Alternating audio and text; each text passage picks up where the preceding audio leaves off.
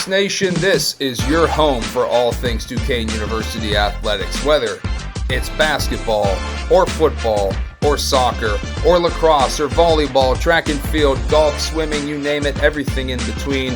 If it's happening at UPMC Cooper Fieldhouse, Arthur J. Rooney Athletic Field, or anywhere our Dukes play, you're going to hear about it here. Hello and welcome, Dukes fans. You are looking at co-producer Rudy Longarini inside the worldwide headquarters and studios of All Dukes Sports Talk. I'm Bob Healy III, joined as always by Nick Frost, and we are uniting Dukes Nation for a conversation on all things Duquesne University athletics. So without further ado, let's get to it, and let's go Dukes! Hey Dukes Nation, it is time once again for another episode of All Dukes Sports Talk. I'm Bob Healy III, joined as always by our man out in California, Duquesne superfan and alumnus Rudy Longarini, and our man behind the scenes too, making this program work for us. Nick Frost can't be here this evening because Nick's son had an accident, maybe a broken bone. He had this incident at a trampoline park, so our thoughts are with Nick Frost and his boy and his family. Doesn't sound like anything major, but he might be getting his first cast, so part of every young man's life. So Nick can't make it tonight, but we do have Jack Morgan joining us. If you're familiar with Jack Morgan, it's because he's the Atlantic 10 Duquesne men's basketball beat writer for A10talk.com. That's A10talk.com. Jack is also the president of Duquesne Student Television. He also helps out with Duquesne Student Radio. Jack's one of my sports information and media majors, whom I'm super proud of. Jack, you're also graduating this spring, aren't you? Yeah, that much is true.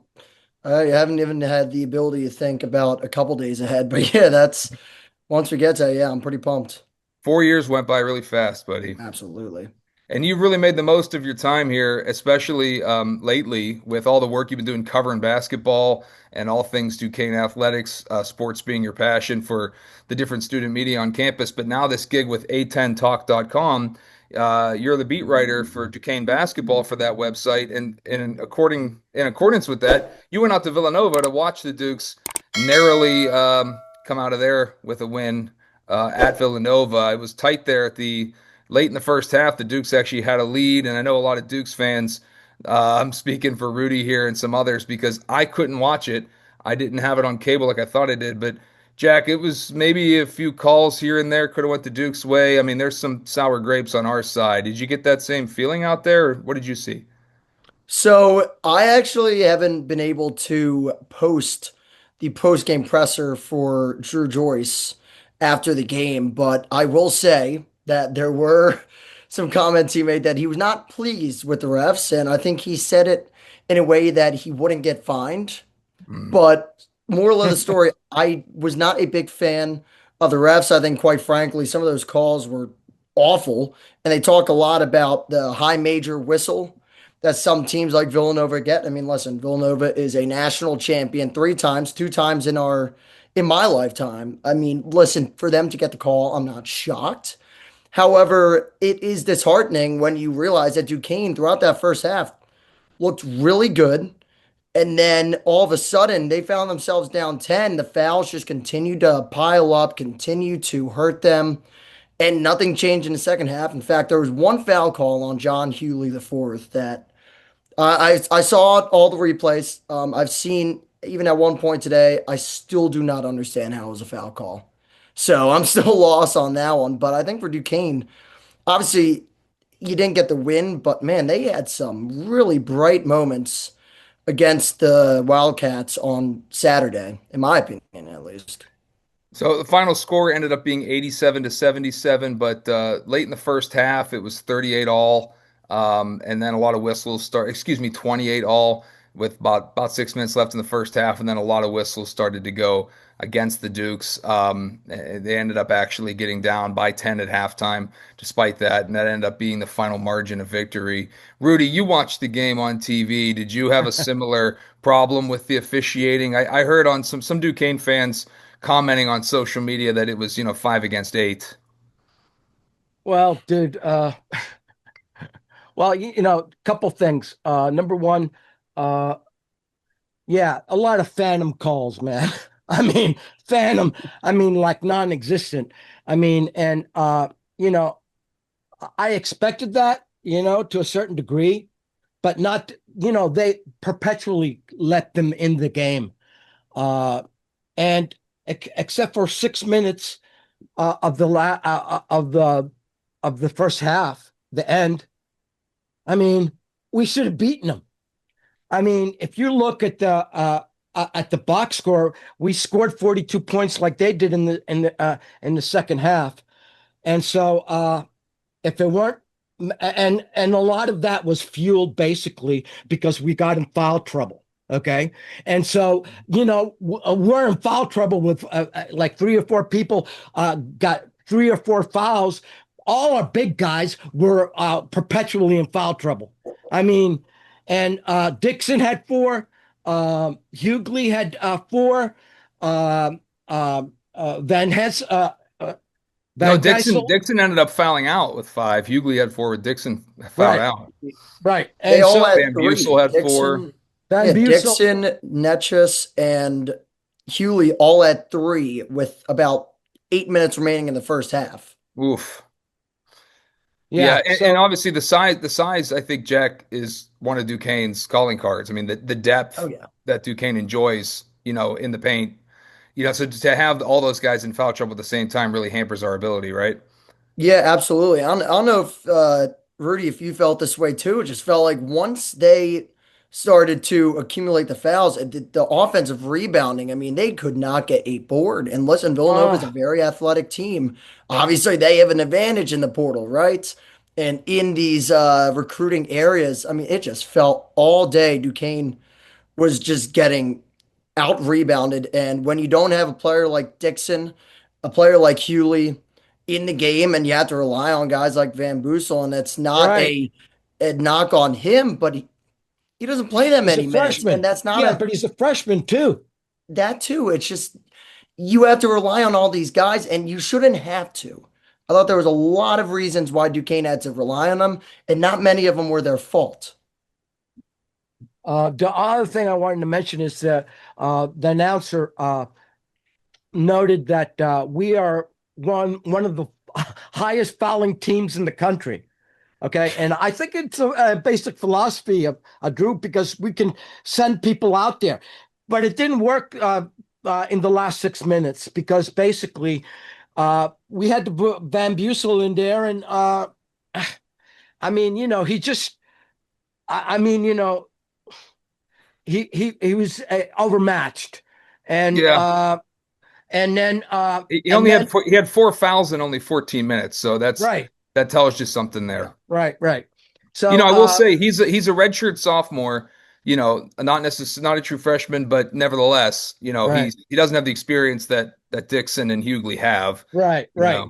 And Hughley, all our big guys had subpar games, particularly Hughley only got 8 points and 4 rebounds, 3 rebounds. I mean, 4. come on, man. So and then Dixon, 4 fouls, only 2 points, 4 points. Nexus, 8 rebounds, but he led us in rebounds, which shows you, how bad it was. I mean, not that, I'm saying that he's a bad rebounder, because he's a great rebounder. But yeah, it's just that, all our big guys were hampered. But I got to tell you, dude, Ginyard, man, he's the unreal. man. Yeah. I'm telling you, 30 points, and it came to pass exactly what I stated before, and what the color commentator has said on ESPN before. That guy gets a step on you, and he gets beside you, and you're running down the court beside you and him, forget it. He's going to bypass you. He's going to get to the rim, man. And I don't know how many of the points. I mean, and, dude, we were over 50% in our 3 points. We had a bigger shooting percentage overall than they did. We had 48 to 45 of theirs. I mean, and we got us destroyed on the board. Destroyed. Yep. The offensive rebounds in that second half. Unbelievable that we couldn't get.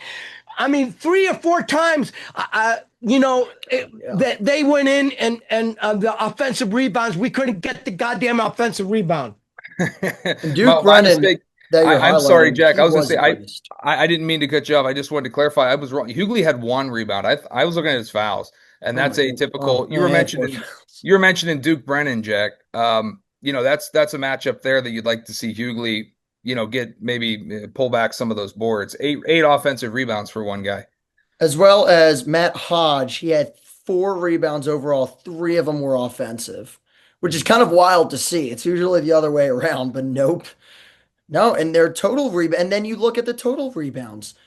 And the second chance points hurt you in a game you lost by 10. And then they had more offensive rebounds than they had defensive rebounds in that Wow. game. Wow. I mean, that's wild. Yeah, the Dukes outscored second chance 21 Our to 7. offensive rebounding, and I don't know what it was about Hughley, but he looked rushed, and he just was out of sorts the whole game. I thought they did a good job on him. I think the first touch, he got in the paint, he got bodied, and they did not go back to him for the rest of the first half. Right. But I thought the second half, he got into a good groove early. He had those early 8 points in the second half. Right. So Right. he bounced back, but Nova did a good job. Hewley had big performances. They knew the guy they had to eliminate, and they eliminated Hewley. They didn't eliminate Ginyard. I'm pretty proud of how he played, but yeah, 30 points against a power school like that on the road. I was listening to the post game of one of these idiots because they're Big East, True TV, they're they're signed up with the Big East, right? So all these apologists on there, and then Goldstein, I can't remember the guy all the way on the right hand side. He's saying, Villanova's gotten tightened up on defense because they're going to face much better guards in the East than Ginyard, in the Big East than Ginyard. Are you kidding me? I'm not gonna lie, Terrence Ginyard's a heck of a guard. Well, guys, let me fix my light here. I'm yelling. I'm sorry. No. Yeah, Rudy's screaming so loud that he knocked the light off my laptop. No, look, guys, obviously I didn't see the game. A game I did watch was the Queens game. I want to go to some highlights now of the Queens game. And I also want to remind everybody that not only can you get all these shows on our YouTube page, All Duke Sports Talk. We've crossed over 100 subscribers now, so please do subscribe. But also Rudy, through a partnership we now have with Duquesne Athletics, providing us as media with some highlights. He put some highlights on our channel. So if you go to All Dukes Sports Talk on YouTube, you can find the show, but you can also find highlights like the one I'm about to share with you now. So again, this is the YouTube page, All Dukes Sports Talk, and these are the highlights from Queens. I did like the Dukes early in the Queens game, of course, guys. I did not like how the second half went. It gave me nightmares. I thought that Queens could have won that game. They got a great look at the buzzer. We're going to get a great look, though. Oh, hang on. I hope I'm sharing the screen. Am I? Yeah. So you guys can see those but highlights. I don't think. Can you expand it down here, down by the arrow down here to expand the picture? That's as big as it gets on my end. Oh, bummer. Okay. Yeah, but I love the game out of Dixon, and this is going to be highlighted, of course, by the big slam dunk we're going to see here in a second. But yeah, Jack, did you get to watch the Queens game? Yeah, I was there for that one. I think a lot of the post game, a lot of people, at least us media, kind of thought of this as kind of a game they lost last year, and they lost very early on multiple times, like the game against Milwaukee, the game against Lipscomb, the game against Maine, just games where they had leads and they had opportunities and just crumbled in the end. And in the second year of the Drew Joyce era, things seem a little bit different. And they only made 4 3-pointers in this game. So they won in a variety of different ways. And that was kind of encouraging to see early on in the year. Not everything's going to be rainbows and sunshine for all 30 games. You got to win. All right, let's go back and check out this play by David Dixon now. Here's the call from Tim Benz and Alex Campbell. Here's those highlights I was promising anyway. That Nick Apria from Duquesne Athletics is kind enough to give us some access to their in-arena, camera. Yeah, I edited it further. I edited more. Oh, good job. Yeah, so this is how we're able to put some highlights on the YouTube page as well. This is the game against Queens. Yeah, As and Jack was Dixon saying, I leading the mean, break, and that's that's uh Max Edwards, and then this is Hughley down under, down under. It's Australian. Yeah, yeah, I obviously, guys, it's been really fun watching John Hughley. I mean, the numbers that he's put up so far this year, but I just enjoy the fact Nexus, that he gives us that Nexus running the presence. court there. Hughley again. He might have gotten away with the travel there. And Jack, when he faces competition like this, I mean, that's how he's supposed to dominate. I mean, when he was coming out of high school, he was a top 100 recruit in the country.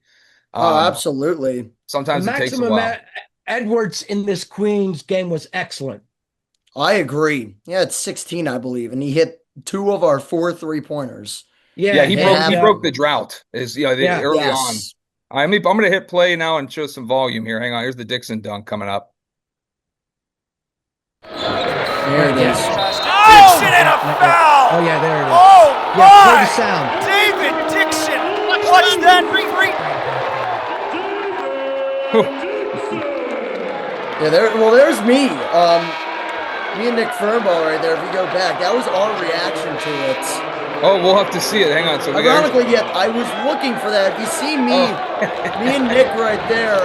Yeah, right here. That was our reaction, and I've been looking for that because I thought it was hilarious. I think everyone on Media Row is just jaw dropped. Here it comes. Oh yeah, there's Jack right there looking left and right. Like what? And then Nick Fernball, Jaw mouth wide dropped. open, staring at you. Yeah.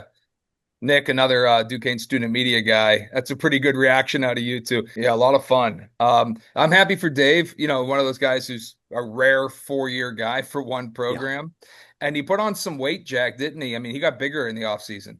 Yeah, absolutely. He looks much better too. I think obviously when you go up against the bigger competition in the paint in the A10, which I think has certainly gotten better over the last couple of years. I mean, you need to make sure he can hang Yes. in with the big fellas. I mean, Nexus, he can hang in with the trees. Nexus, You'd like to see him dominate. Nexus really was clutch on the end of this game because he hit that 3-pointer. He hadn't taken hardly any shots all game long. And then he takes that 3-pointer at the end of the game, basically kept us in it. And I like to think, there's an old Rolling Stones song, and part of the lyrics are, many times you can't get what you want. Sometimes you just get what you need, and that's what we get from Nexus every time, man. I fell a little short on this last game against Villanova, but man, he is never, never, never, never stopping. He's like an Energizer bunny, man. So, Jack, Roadrunner. the Duquesne men will return home to play Loyola, Maryland at 7 p.m. on Wednesday. That's not the Atlantic 10 school. That's in Chicago. This is another non-conference game. Now, And then that school's struggling. Loyola, Maryland. Or no, Loyola Chicago. No, Loyola, Chicago, excuse me. Okay. Well, we'll see how the Dukes look coming back home. I think I'm encouraged, guys. Like I said, I didn't get to see the Villanova game, but based on the box score, I mean, I know the Dukes are up three different times in the first half. We can talk about officiating. That does put us in a bind because I think we rely on those big guys to come in and out and play physical down low. So who knows if that's the only loss you have in your non-conference schedule, then that's going to say a lot. The Dukes still have to, as I going to share this screen too. The Dukes are still going to have, I think, a couple more challenging games down the road. When the Dukes go out west in December to play at Boise State and at Nevada. But I expect them to take care of business otherwise. Jack, how about you? Yeah. Oh, absolutely. I like how this lineup of games it kind of favors them, and obviously in college basketball, you see a lot of people that will vouch for an easier non-conference schedule, and some people who will crucify you for having an easy non-conference schedule. We were talking about the non-conference schedule, and you were mentioning how some teams, some programs like to do a soft non-conference schedule. Maybe the Dukes went that route after starting out tough last year, and some schools like to have a challenging one. The Dukes seem to have maybe a combination this year. Yeah, I think so. I think the Boise State Nevada game is pretty interesting. I think 2 games, but I think it's kind of interesting because it's kind of a swing, kind of a road swing, and the way that I mean Boise State lost to Hawaii Pacific, so I guess anything is possible now in that scenario. But if Duquesne could get one of those 2 wins, it would go a very, very long way towards really being able to be looked at as legit in the A10. But aside from that, you got the game against Northeastern. I think that'll be an interesting one. I think the win against Queens mattered. But as you kind of see the team sliding through Ken Palm, you'll have a better image of what this conference schedule really looks like once January hits, and you're able to kind of look back and be like, hey, well, they stink, but we thought they were going to be good. And Queens was, I was warned about Queens by some people in the know that they were a good program. And Yeah, so I don't feel nearly as bad about going to they're a overtime with good them. they're a good D2 program for a while. I think this is about their 4th or 5th year actually in D1. Mhm. Yeah, I mean, given the way the system is now, I mean, you can get a program together pretty quickly with the transfer system with NIL. Oh yeah. I was impressed by them. I want to turn our attention to the women's program, guys. And I'm going to I'm going to share with you guys a video of the most recent women's game. The women defeated West Liberty, a Division II school, 102-73 last time out. That was back on November 11th. The ladies won't play again until the county game against Robert Morris. That's coming up on Tuesday, 6 p.m. That's going to be at Moon Township. But let's take a look at the most recent game against West Liberty here, guys. Let me get this ready to go for us. Jack, your thoughts so far on the ladies program this season? I think they're a lot of Lineup is fun, and Faith it's Walker because of how leading they their play. defense. Gabby They do Scrimps-Medley. substitutions and Big full take line by number substitutions, 44. Coach like Cooper a really is hockey relying shift on her to change do a lot for them every this 2 season. minutes of game Drives the time. hole So and puts it in. you're She'll seeing pick a up the lot of foul. players that come on and they're energized and they're ready to The go. And once you get defense to the that third or Duquesne fourth is quarter, gonna that's when you force you see to do. If you're Duquesne, turning it especially over, against don't these pick up a foul. D2 Black for programs. They played 3. St. Francis, Bang! who's, yes, D1, but transitioning Ball into sends it D3. inside. Once that second half hit, they were just, Loophole. Now a little you could turnaround see bank the shot. difference You can work and in hook and the shot. levels of energy Can't between fall these two in. teams, Had and a few of Duquesne's them going to have that time. advantage Rocco heading put into it up, the A10, and and she puts it in players from the seem left to scuff. have bought in. That's what Rocco. Dan Bird is Now telling here us. goes another So, three by Border. I Stack one. mean, Duquesne's if starting this team is lineup able is to Faith do Walker that leading their successfully, defense. look Gabby out. Hey, Scrimps-Medley. Rudy, we seem Right to have a lot corner, of no size good. on the ladies Anthem Medley end as well. underneath. That seems to be like the Giving it trend on off for campus these another days is to attempt have like put in 3 or that 4 time. bigs who can all Blackford play. drives, throws it up and Yeah, gets the sink I'm in very off the impressed glass. Blackbird is with such a strong shooter. Bordes works. the ladies Pull down back low. three on the way for They Bordes seem scores. What a great step I don't know, back. Washington, Blackford, Ford. short pass inside and then going Is it Ford, for the right? layup. Oh, I'm a love big that. Harriet That's Ford exactly fan how we would so expect far. her to be She's playing. kind of got the Dennis Medley Rodman thing going on where the she gets, defensive end. 10 rebounds and Washington half of them with are that off her own size. misses, Fights and gets the bank off. Right. but Defensive but end. she cleans up the Washington glass. She's with just too that much for them to size. handle. And Fights Raven and gets the Washington, who we bank. just saw there with a Inside little they hook. go. Raven 7 Washington's inch. just a Back head shot taller good than everybody this they've time. played so far. And so I Breaking love her as a Blackford freshman. for two. No, I'm Walker very baseline pleased. I didn't know drive. what to Looks expect to from pass, these does give guys. it on the inside. Jack, from what you've Zestevich, seen, turnaround are back there shot. areas She's on that fire down there. they can Big improve by in? Faith I mean, Walker. it's to And here me, goes obviously you're Zestevich trying to again. replace This time she McConnell won't and be denied. Kiaku. 57. But do you Right see lane this drive. maybe Good when you get the conference pass. play, Wow. just Bordes. shrinking it down to a Bordes 7 or 8 finds her rotation? room. Stop. Is there something A that still deuce needs to be sent up done and there? in. Bordes just eating up I the ironically clock, think passing I from think the Dan inside. Burt, it seems like he's going to This time literally will get the stick roll. to the Left whole goes right. too Outside shot. quick, Rocco nails it ruthless. from I that right don't think he side. called it ruthless aggression. I Love think I'm that take, thinking of Kelly McConnell. You're WWE. thinking of But, like WWE. Steps up, yeah, drive. I yeah, forget Layup they the call it glass. ruthless aggression era. But I think they're going to keep continuing to do the 10-man rotation. Now, maybe they switch it around a little bit. Maybe instead of one player doing every single 2 minute like substitution, they maybe double shift someone in a sense. But I mean, when you look at their scout, I think the Robert Morris game is going to be very interesting. I don't think Duquesne has really been tested yet. I think the Western Michigan game was their first test, but obviously West Liberty, Slippery Rock, St. Francis, obviously those games are layups for Duquesne. But what they've done in those games, putting up 100 points in 2 of their first 4 games, is pretty impressive and is still worth something to me. Yeah, it's almost like is it like the Lakers Showtime right before, like, was it Paul Westhead who was like, let's take more shots than the other team. Let's try to outscore everybody. This Yeah, like yeah. hand-to-hand action. It's pretty cool. But yeah, I'm interested to see the Robert Morris games are always fun. The Duquesne football team's going to play at Robert Morris on Saturday next week. So there's a couple rivalry games happening in this county this coming week.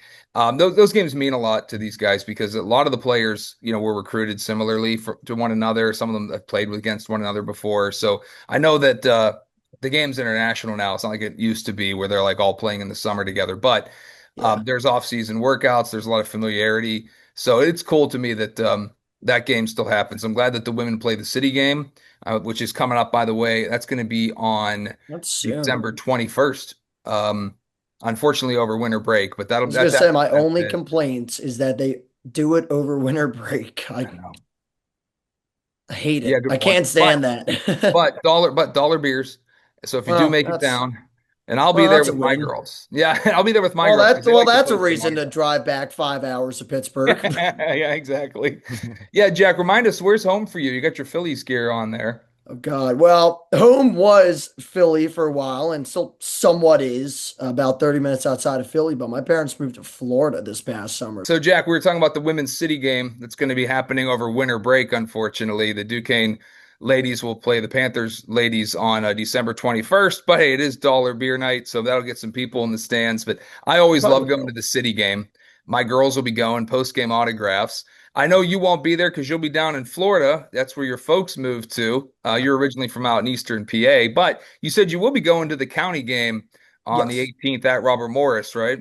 Yeah, I will be there. I believe it'll be me, Nick Fernbaugh, and Zach Weiss carpooling it up to Moon Township. So I want to give a shout out. I want to give a shout out, by the way, to Zach Weiss. Nick Frost pointed out to us that Zach recently covered his 1,000th career event for Duquesne Athletics. He's covered 1,000 Duquesne Athletics. I believe it might have been today. I think I believe the women's practice today, he told me was his 1,000th, which I said that's unfortunate because I wanted Tuesday to be your 1,000th game covered so I could properly celebrate it for you. But yeah, congrats to Zach. He is the hardest worker I know around Duquesne athletics, in my opinion. He's there for everything. Yeah, absolutely. Yeah. Zach's a real pro. If you want to read Zach's work, as always, you can find him. We've promoted Zach's work. I want to point out that to find the work that Jack's doing on a10talk.com, I'm going to show you how that website looks here in a second.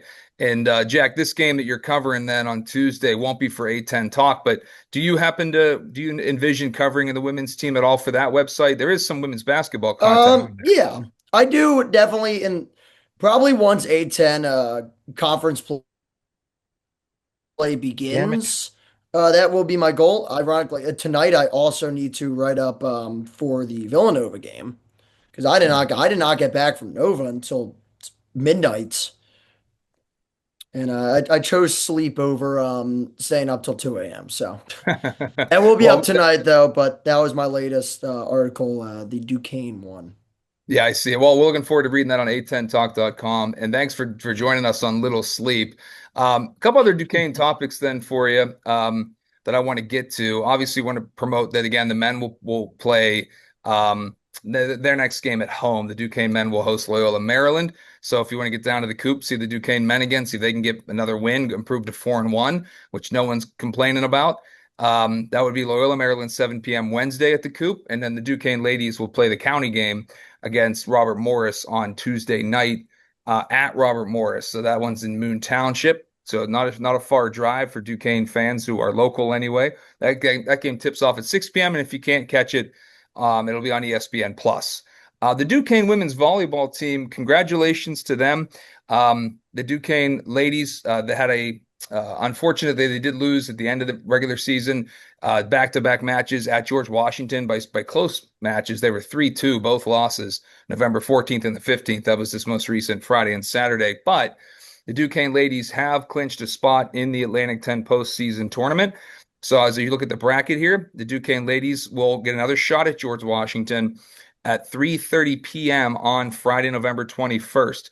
So this coming week, the Duquesne ladies have a chance to exact some revenge there, and then perhaps that would move them on to the semifinals. So only 6 teams make it. So you win one match, and there you are in the semis. Anything can In terms of happen. the So, draw, that is the best case scenario because Dayton, it would have been over.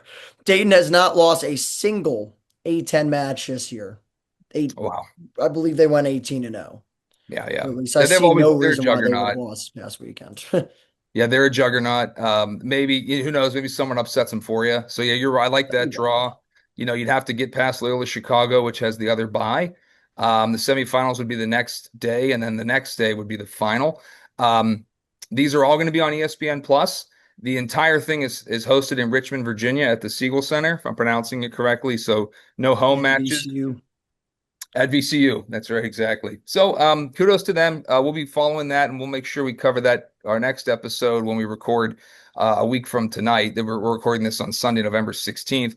And then the final piece of big Duquesne athletics news, Jack, the Duquesne football team kept their season alive, didn't they, by knocking off Central Connecticut State? Yeah. Yeah, that game was wild. In fact, I didn't get to watch really most of it, except for the fourth quarter. And I mean, listen, Duquesne obviously the last two losses before this game were just kicking the nuts two times over in a 3 week span. I mean, you can't do anything about it, right? All you had to do was just you had to win this one to give yourself a chance next week, make that city game matter more. Now, I'm not 100% sure off the top of my head who the CCSU Blue Devils play, Oh, but it's going to be Mercyhurst. well, that certainly gives Yeah. them a chance.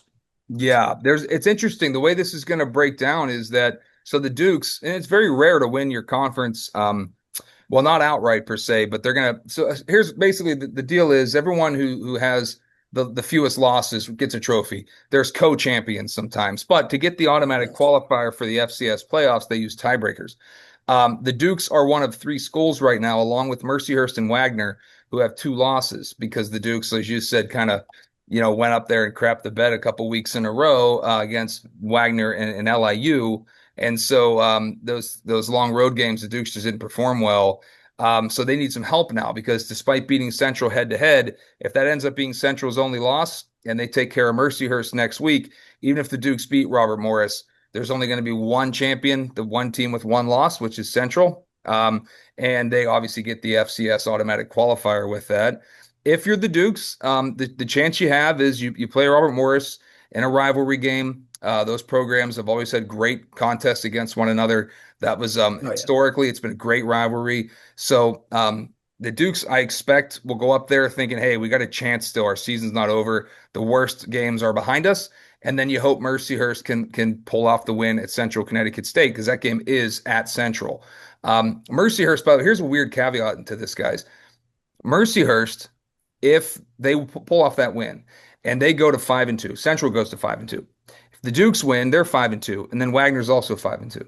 But Mercyhurst is transitioning still to Division One, so they're still transitioning into this conference. So even if Mercyhurst somehow magically comes away with being well, they can get a share of the conference title, but not be a conference champion officially. Not only can they not go to FCS, but they're not even allowed to have a conference championship. So games against them count, but Mercyhurst isn't playing for a trophy. You'd love it if Mercyhurst could say, hey guys, we have a chance to get a trophy, get a ring. We make them 5-2. We're a co-champion. We hang a banner. But Mercyhurst doesn't qualify for any of that, let alone the automatic qualifier. So you do hope that they just, with pride, go up there and put up a good game, put up a good fight.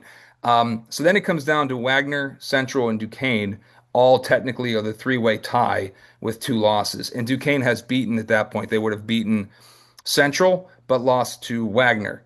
And so then it comes down to, well, how did Central beat Wagner? And then through the tiebreakers, the bottom line of this story is the only two schools who have a chance to get the automatic qualifier are Duquesne and Central. So Central can get it by winning. Central can also get it by Duquesne losing at Robert Morris. The Dukes have to win and hope that Mercyhurst beats Central. It's not out of the That question. made it easier for me because I have went through 3 tiebreaker scenarios so far this season in preparation for calling games. I don't need another. No, Yeah, that sounds like a mess.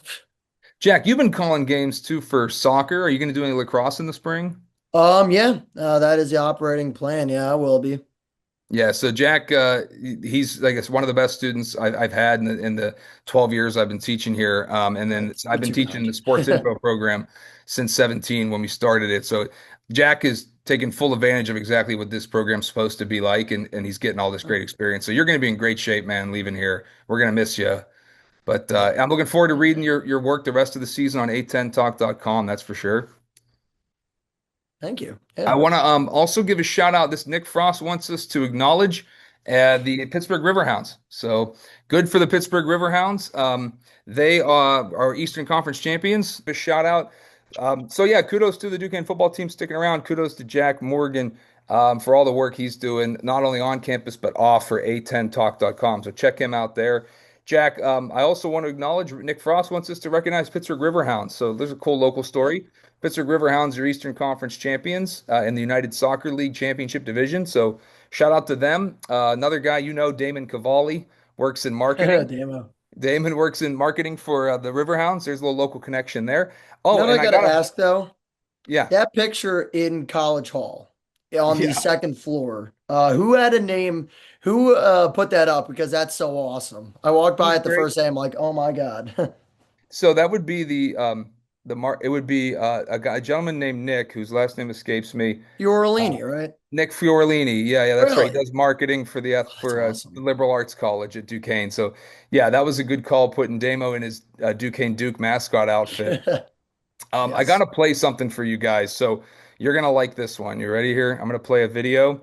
Um, Now, this is what you call, as the kids say, this is aura. Okay, and I think you know Oh what I'm boy. getting at here. This happened at the football game. This was not the Pat McAfee kick. Ben. That should have happened. Hang on.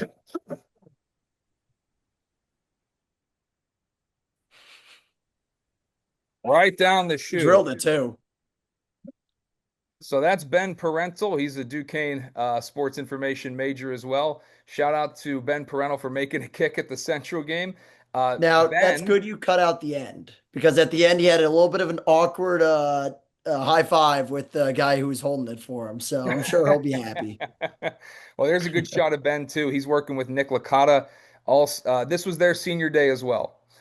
So the Duquesne football the last few years, Nick Licata and Ben on the left there, and then Big Ben Parental in the red shirt on the right, who made the promotional field goal. Those guys have been working with me for years now.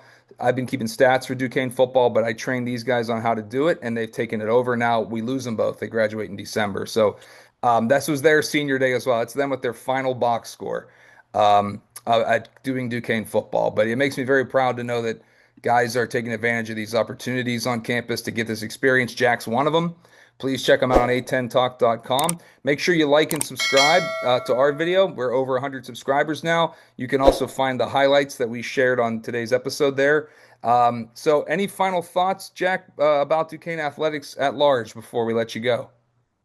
I say I'm still pretty pumped. I think after the first night of Duquesne men's basketball, I walked away just stoked about the year, and I still feel that way. So I'm pretty pumped to see what they do in the coming weeks here, and then in conference play.